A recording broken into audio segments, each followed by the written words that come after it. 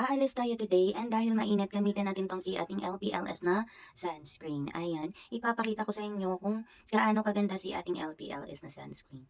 Ayan, sobrang konti lang yung nilalagay ko. Ganyan ko lang siya ilagay. Then,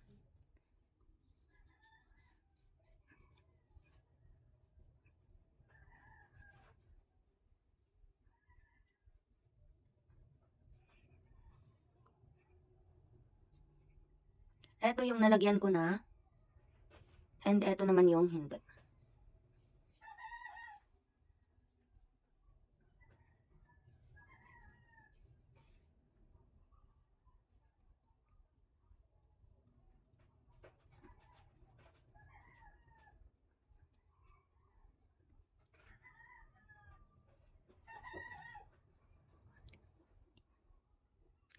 Ang ganda ng coverage ng sunscreen na to and hindi siya malagkit. Kaya maganda siya gamitin. Buy one take 4 din to ngayon. Kaya napakasulit. Kaya kung gusto nyo, ilalagay ko yung link dyan.